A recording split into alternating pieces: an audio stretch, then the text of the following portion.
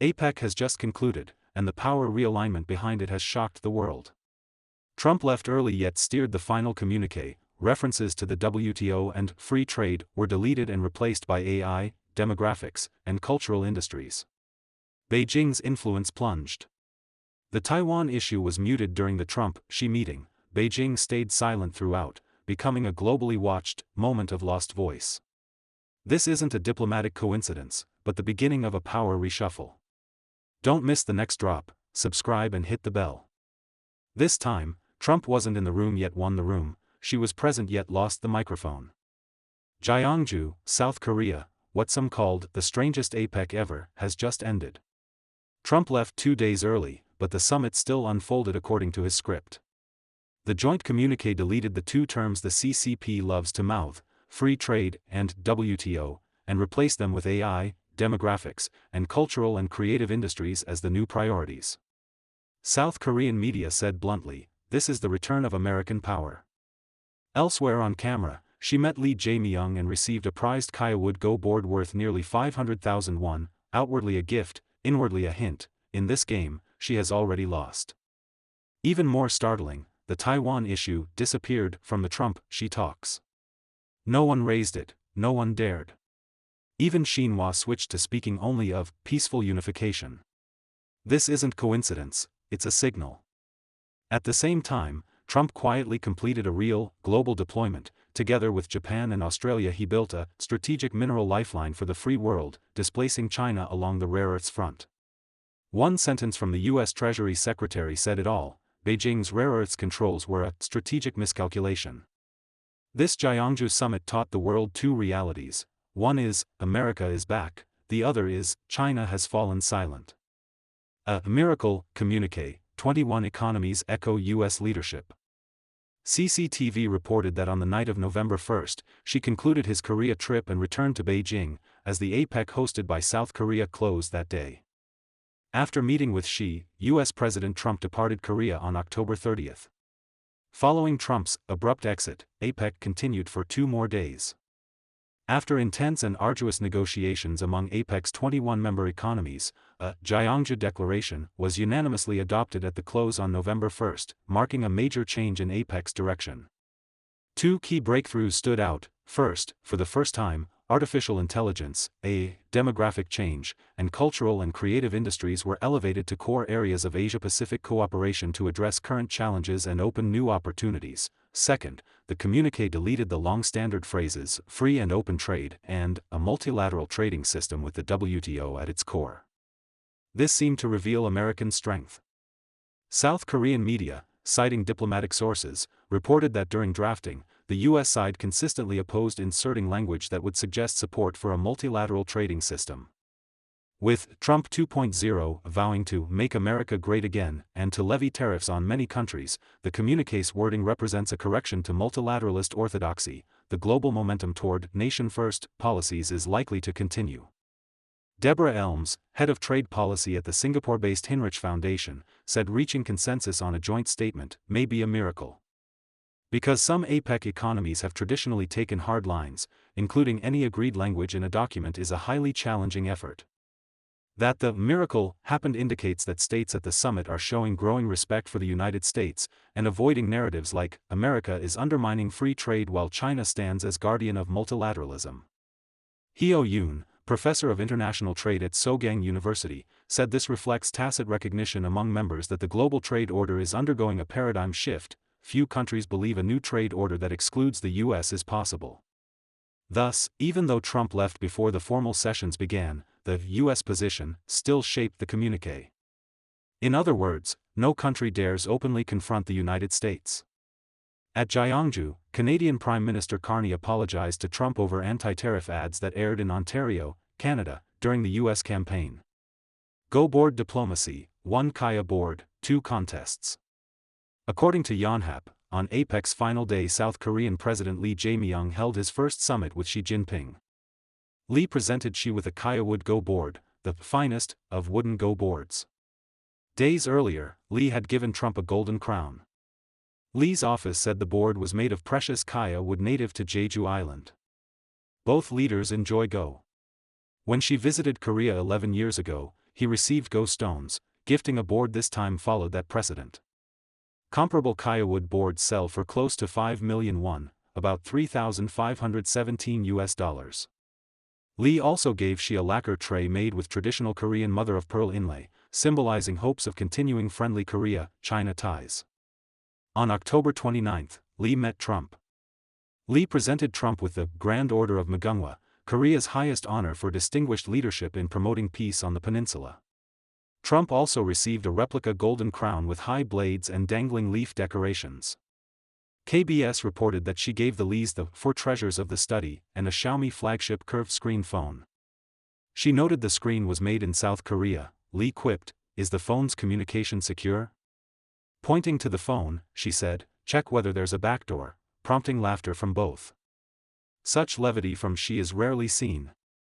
On November 1, during the APEC host handover in Gyeongju, she announced that next year's APEC summit will be held in Shenzhen, Guangdong, in November, China's third time as host. Taiwan disappears, the muted moment in the Trump-Xi meeting. Xinhua reported on November 1 that next year the CCP will hold events marking the 160th anniversary of Sun Yat-sen's birth, aimed at consolidating and developing the Patriotic United Front, promoting the peaceful development of cross-strait relations, and advancing the great cause of national reunification. From the wording, unification remains politically correct and non-negotiable for Beijing, but it now wears the veneer of peace. Before the Trump-Xi meeting, observers predicted Taiwan would be a main topic. But Trump said afterward that China did not bring up Taiwan at all. What Beijing earlier might have raised became something it did not raise. After the meeting, no mention of Taiwan. What does this suggest? That Trump already had a response plan, while Xi's side likely encountered a change. Taiwan has been a thorn in the CCP's side since 1949 because it is where the Republic of China resides, the bearer of China's legitimate succession. As long as the ROC exists, the CCP remains a usurper regime without true legitimacy. Notably, in the September 19 Trump-Xi call, neither side's official readout mentioned Taiwan. On May 5 this year, Trump and Xi held a 90-minute call. After the call, Trump posted that the two sides addressed rare earths and AU.S. China trade agreement, no mention of Taiwan. Xinhua's May 5 report, however, said she told Trump the U.S. should handle Taiwan prudently and that Trump said the U.S. would continue to follow the One China policy. So, Xi seemed to mention Taiwan on May 5, but in subsequent calls or meetings with Trump, Taiwan vanished. For Taiwan to drop off Xi's talking points in so short a time is incredible. What happened? Foreign Policy recently wrote that whether Xi holds full power or has been sidelined remains disputed and confusing. At present, Trump appears to have won broad global respect, while Xi's space to champion multilateralism on the international stage is narrowing. Domestically, Xi may be under the control of CCP elders. The red aristocracy and princelings have amassed vast wealth off the regime is their guarantor. A Taiwan war could annihilate it, an outcome they cannot accept.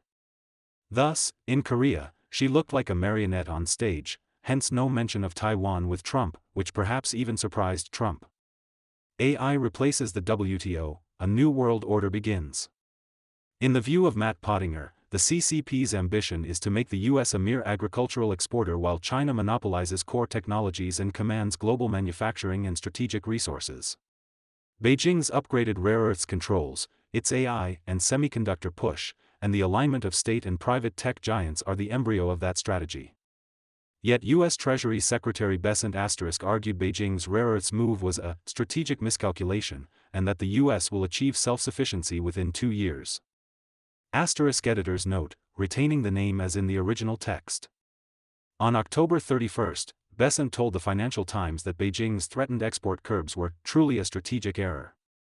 He said the U.S. will build alternative supply chains in the next 12 to 24 months, diminishing China's leverage over critical minerals. He noted that despite a temporary truce, structural contradictions persist. The U.S. will continue to press China to reform its industrial structure to address overcapacity. "We set the standards," Besant said, "and I believe the rest of the world will follow."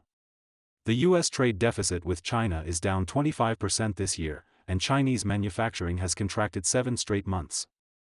He concluded that the U.S. retains the lead in military, economic, and technological power, and that Trump's trip reinforced America's position as the global center of capital and innovation. China understands this clearly. Every line landed, no fluff. Rare earths rewiring, U.S. Japan, Australia build up free world vein. Chinese economist Zhao Xiao wrote on October 31 that on the eve of the Trump-Xi summit, Trump quietly completed the final puzzle piece of his global map, rare earths. When he signed the U.S. Japan framework for securing critical minerals and rare earth supply, with new Japanese Prime Minister Sanae Takaichi in Tokyo, a new Trans-Pacific resources technology market closed loop took shape. This is not just a trade pact, it is a geostrategic reconfiguration. Rare earths, the vitamins of industry, are lifeblood for defense, chips, EVs, and clean energy. For 3 decades, over 90% of global supply depended on China. This bound the world's high-tech supply chain to an invisible, magnetic field, a slight twist of Beijing's valve chills global factories. Trump knew this well. Since launching the tariff war in 2018, his target was never merely the trade deficit, but command of supply chains. Rare earths are core to that command. After 7 years of layout, the Trump administration in 2025 completed a triple chain. U.S. Australia, $8.5 billion to develop Linus, Iluka and other mines, locking raw materials. U.S. Japan, Japan transfer separation and magnet-making tech, processing plants in Canada and the U.S., breaking the midstream bottleneck. U.S. Malaysia, Thailand, Cambodia, Southeast Asian nodes for diversified backups, reducing single-point risk. This is a new, rare earth Silk Road led by the West to replace China. In Trump's eyes, it's the strategic vein of the free world. Within this vein, Japan has shifted from cut-off victim to technology leader. Back in 2010, China's cutoff nearly paralyzed Japan's high-end manufacturing. Tokyo learned the lesson.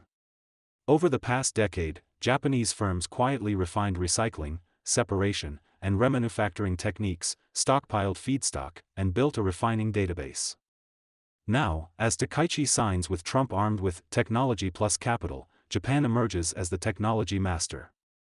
What Japan brings is not just funds and equipment, but unique know-how. Separation purity up to 6N, 99.9999%. World-leading recycling efficiency. Magnet patents broadly used in autos, semiconductors, and defense. The U.S. contributes the market, resources, and policy support. Together they'll build a separation plant in Canada, a magnet factory in Ohio, and a gallium refinery in Western Australia. This means Japan and the U.S. are no longer merely allies, but partners co-building a strategic factory system.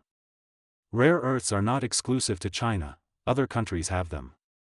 Australia, a U.S. ally, holds about a quarter of global reserves with the world's highest ore grades.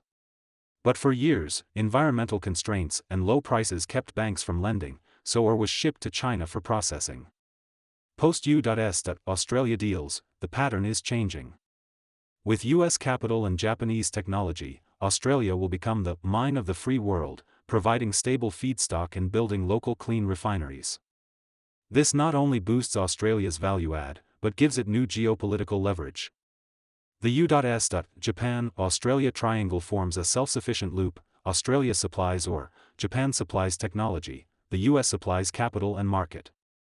This is Trump's alternative ecosystem, a resource civilization no longer dependent on China.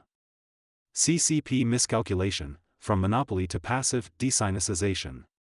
Zhao argues that Beijing faces a dual bind, though China has the world's most complete rare earths chain, with unmatched know-how in separation and refining and a decade-long lead in purity and costs via cascade extraction theory, its new export controls may be self-defeating.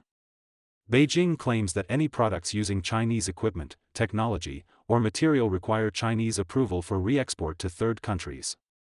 But if production occurs entirely outside China, how will Beijing supervise? Once technology, equipment, capital, and markets migrate, China's monopoly undergoes passive desinicization. Hence, after Trump and Australian PM Albanese signed their critical minerals agreement at the White House on October 20, Trump said, "1 year from now we'll have so many critical minerals and rare earths, we won't know what to do with them." America is back, China has fallen silent. After Gyeongju, the world heard not Beijing's cadence but America's. The contest of who holds the go board was, in truth, already decided.